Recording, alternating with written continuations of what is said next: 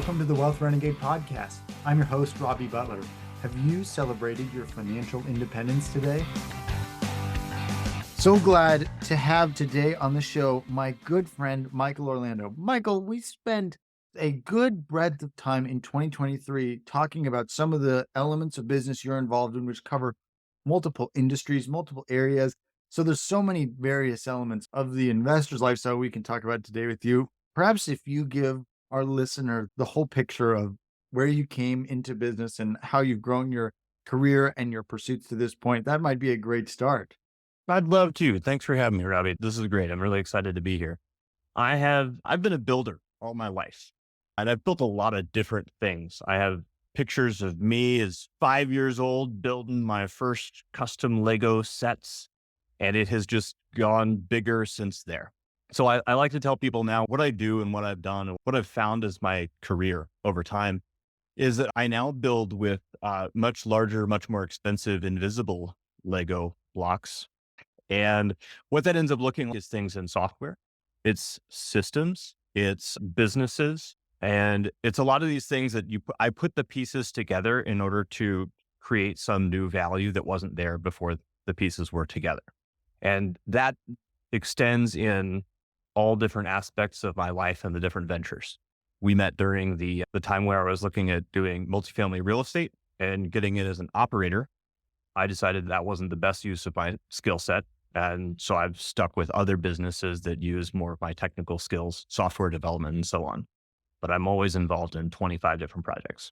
So you having the breadth of experience to be involved in 25 different projects, whether your own company or consulting for other companies or the various things you're doing now, when you think about the classic value piece that people measure their commitments with their wealth by, where you go, okay, where am I investing my money? Those are typically the things that people are the most compelled by. What rises to the top for you? What are the things that are number one most important for Michael? What do you spend the most time doing? I live my life by a guiding principle in that I'm going to build the world that I want to live in.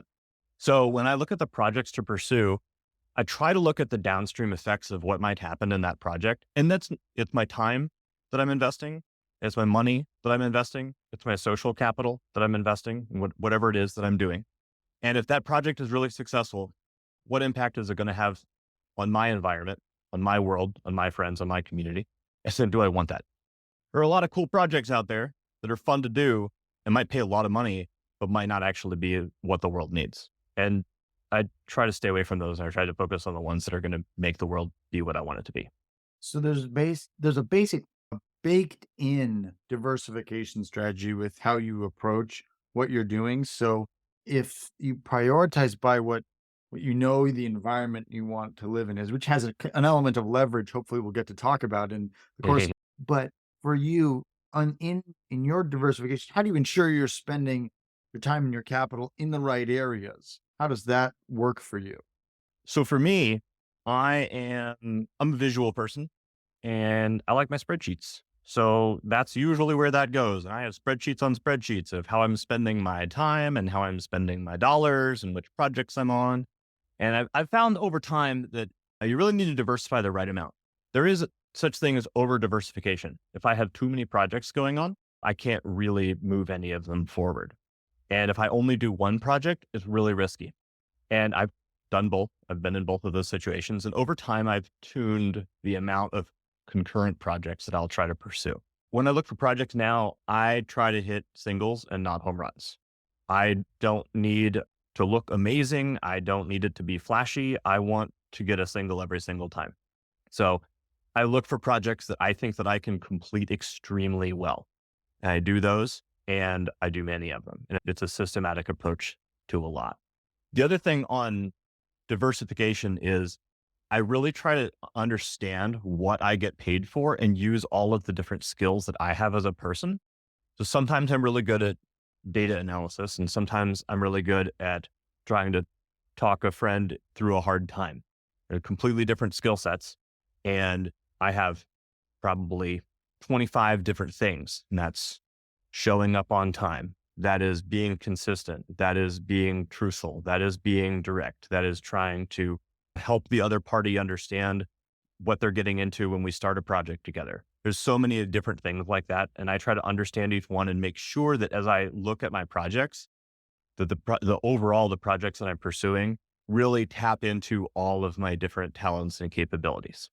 Are there any projects you pursue that you have found, or rather, are there projects you have pursued that you have found you had to pull back from because it perhaps overextended you, you spent too much time, spent a disproportionate amount of time? How did those experiences guide you? Oh, yeah. Big learning experiences. I might not have the dollars from it, but I definitely have the learning from it, especially around time. Earlier on in my career, I did a few startups. So I was a founder of a few different companies and just did only that and didn't really sleep and didn't really take care of my body and didn't take care of my mind, and it's not a good spot. So even though I had this potential lottery ticket for $1 billion, at the end of the day, like, I was miserable. So you have to be aware that you can definitely over allocate time and effort, and that having that balance between all of the different things in your life. So that can be projects, but that can also be time off. Very important. That's time to meditate or time to go walk in the park. I used to think that was a waste. And now I look at that as a vital part of the human experience, being able to do that. And it makes me better at doing the business when I'm doing the business. You had your startup experience that taught you the building blocks that you had to work with in, let's call it, the adult world. God forbid Mhm. we ever go too far down that line, but the physical Legos got put in the closet. The adult building blocks of the startup world became your playthings. So I know you've described at least a few exits that occurred over time. What did those exits do for your asset allocation strategy? How did that transition go from a business builder to what you are now? And I think you'd still describe yourself as a business builder, but you have a different view now than probably a decade ago. How did that transition occur? Little bits and pieces over time. When I look at any kind of liquidity events that I've experienced in my life, and there's all kinds of different types of that, I would look at where are my pain points? Where am I most exposed? Where am I not taking enough risk? And I really extend those out. I'm a big believer in asset allocation, is that one of the best assets is yourself. So that is going to be the best thing. That is investing in your own brand. That is investing in coaching. That is your having a great resume. That is going to the gym. That is designing your own systems. That is hiring support staff, because all of that is going to multiply it in everything else that you do. And then you look at what you know beyond that to try to figure out where do I know how the value is being created, and how can I evaluate if the people involved in that situation are really the people that I want to do business with. And when you find those are the ones to invest the money in. That's awesome.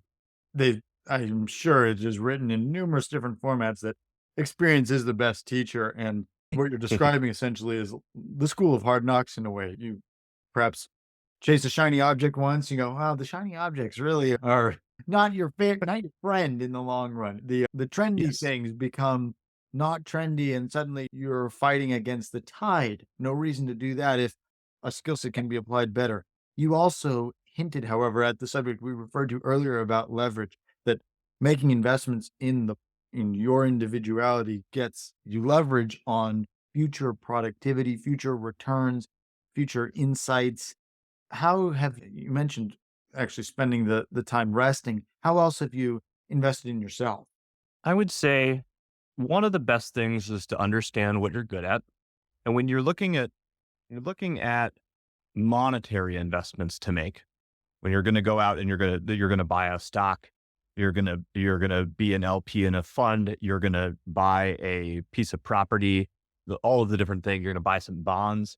The things that you really understand the most, where you have specific knowledge, you are in the industry or people in the industry, or you use the product, those things tend to be the best.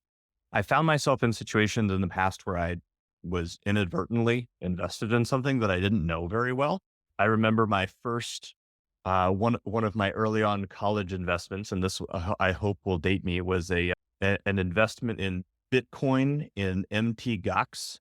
the Japanese based exchange, which just went down in flames and I'm still embroiled in this Japanese class action lawsuit from it for I don't know, for Bitcoin that I lost in 2006 or something. It was so long ago.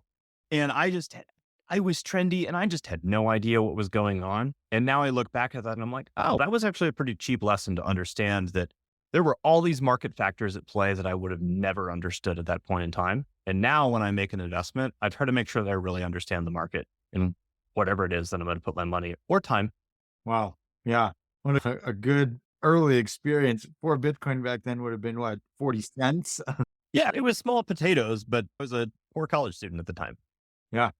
So let's talk a little bit about the opportunities that come across your desk now. You've got some staff that you help to handle your time and your allocations of time. When you're thinking about where you want to spend your time next, what's your horizon? How do you vet the opportunities in terms of where they're going to take you next? Sure. Great question. So I do a lot of software. So I'll rep some of my favorite process software here, which is I literally use Jira to manage a lot of this stuff.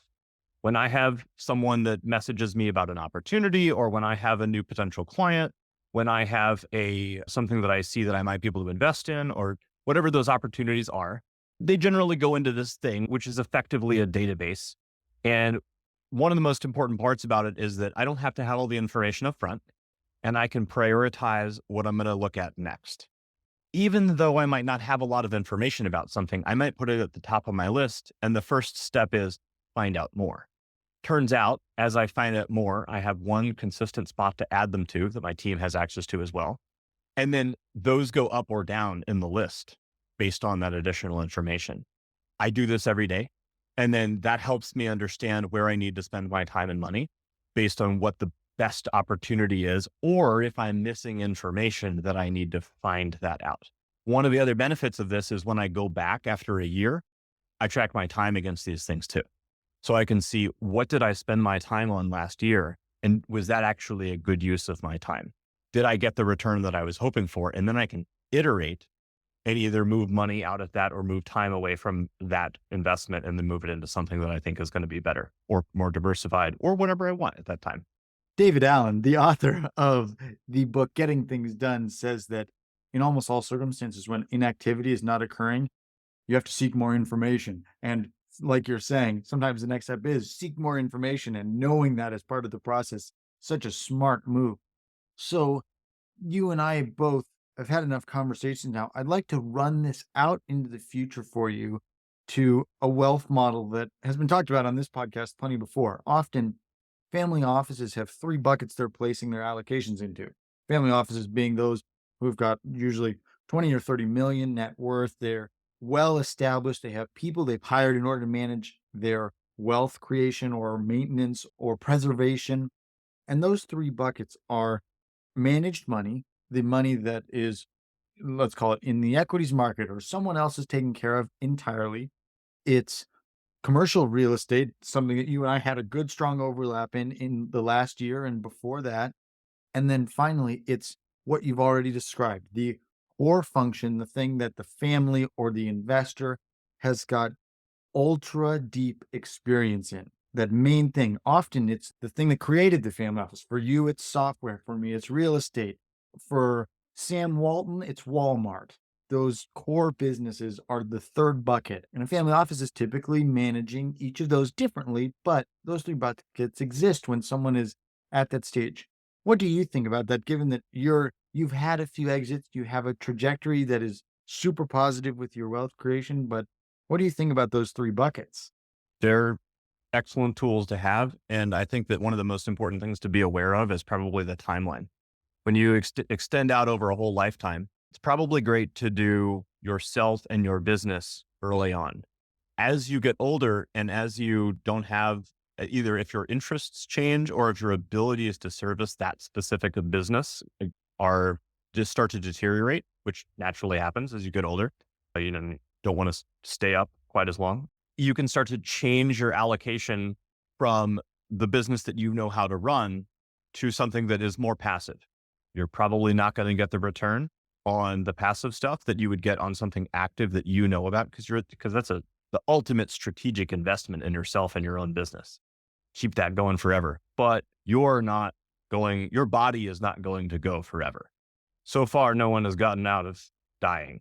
We have to be aware that it might be smart to hand those keys over to someone else. And if you have a big business that has created a lot of value for this world, how unfortunate would that be to hold the key until the very end when and then die, and then no one knows how to do the amazing thing that you created for the world, and then it goes away. So as you get older and as you have created that big business, being able to hand it over to the next generation so it stays around and that value for the world stays there is a good idea. And then those asset allocations, those different tools facilitate doing that as you get older and as you want to retire and as you want to leave your legacy or think about your legacy, changing that over is the way. A fascinating insight. Thank you for sharing it. It's a fantastic point about the stages that we go through.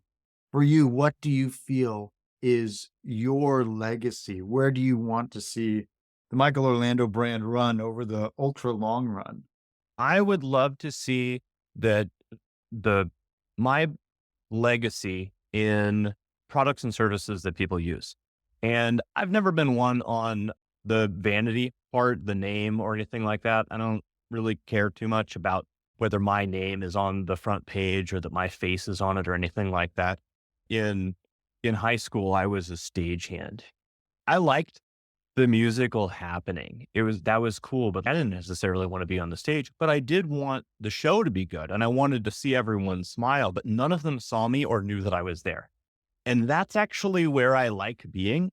I like it when people don't know that I'm there because the thing just works and they're excited about the thing working. And I hope that when I'm much older, I hope that I have, dozens of products, physical, software, whatever that are out there that people use regularly that I helped build and it just continues to work.